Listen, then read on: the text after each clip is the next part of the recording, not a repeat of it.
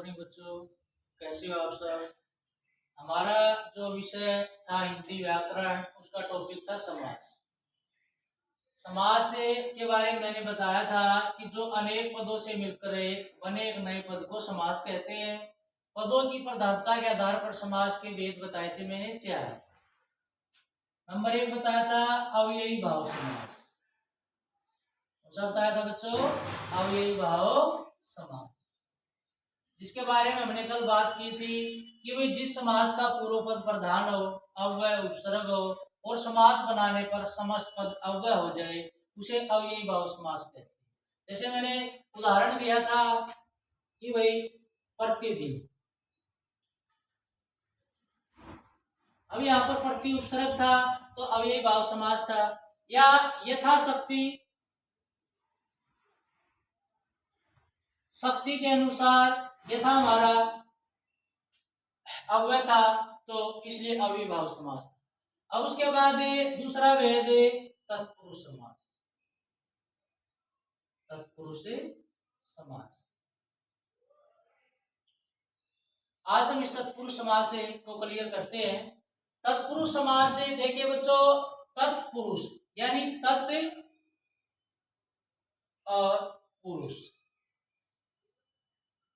तत् माने क्या होता है बच्चों संस्कृत में, वह है, और पुरुष माने आदमी, यानी वह आदमी। किसी दूसरे के बारे में बात कर रहे हैं हम, तो तत्पुरुष समास की परिभाषा क्या बनेगी? जिस समास का पूर्व पद, यानी बच्चों कौन सा पद है? पहला पद। जिस समास का पूर्व पद गौण हो और दूसरा पद यानी उत्तर पद, दूसरा पद प्रधान हो। अब अव्ययी भाव समास में तो पूर्व पद प्रधान था, तत्पुरुष समास के अंदर दूसरा पद प्रधान हो। और क्या है, एक विशेष बात है बच्चों इस समास के अंदर, और समास बनाते समय दोनों पदों के बीच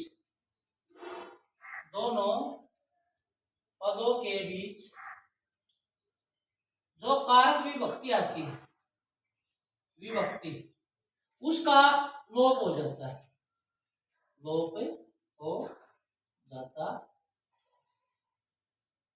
उसे तत्पुरुष समास कहते हैं बच्चों। जिस समास का पूर्व पद गौण हो और दूसरा पद प्रधान हो, यानी उत्तर पद प्रधान हो और समास बनाते समय दोनों पदों के बीच जो विभक्ति आती है उसका लोप हो जाता है। कैसे? देखिए, मैंने लिखा रेखांकित, ये हमारा समस्त पद है, समास है हमारा। इसका विग्रह करके देखिए, रेखांकित किसको कहते हैं? रेखा के द्वारा, रेखा यानी लाइन, रेखा के द्वारा अंकित। अब मैंने विग्रह कर दिया रेखा के द्वारा। अब यहां पर देखिए के द्वारा क्या है? करण कारक का चिन्ह है। के द्वारा करता नहीं कर्म को, करण से के द्वारा। अब जब हमने समास बनाया तो के द्वारा का क्या हो गया बच्चों? लोप हो गया। क्या बचा?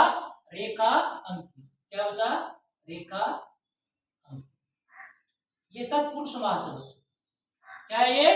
तत्पुरुष समास। और देख लीजिए घुड़सवार, किसे कहते हैं बच्चों? घुड़सवार, जो घोड़े पर सवार हो, घोड़े पर सवार। यहाँ पर पर था, अधिकरण कारक का चिन्ह था में पर। जब हमने समास बनाया तो इस विभक्ति का लोप हो गया, बचा क्या? घुड़सवार। तो तत्पुरुष समास वहां होता है जहां पहला पद गौण हो, दूसरा पद प्रधान हो और समास बनाते समय दोनों पदों के बीच विभक्ति का लोप हो। अब इस समास के अंदर बच्चों एक बात विशेष ध्यान रखने की है, वो क्या है कि भाई जब समास बनाते समय दोनों पदों के बीच विभक्ति का लोप होता है, तो उसके आधार पर तत्पुरुष समास के कितने भेद होते हैं, अब वो बताऊंगा मैं आपको। तो दोनों पदों के बीच जो विभक्ति का लोप होता है उसके आधार पर तत्पुरुष समास के भेद होते हैं 6। कितने भेद होते हैं बच्चों? 6। उसमें नंबर 1 कर्म तत्पुरुष समास, कर्म तत्पुरुष समास। नंबर 2 करण तत्पुरुष समास, करण तत्पुरुष समास। नंबर 3 संप्रदान तत्पुरुष समास। नंबर 4 अपादान आगे तत्पुरुष समास। नंबर 5 संबंध तत्पुरुष समास, संबंध तत्पुरुष समास। और नंबर 6 अधिकरण तत्पुरुष समास।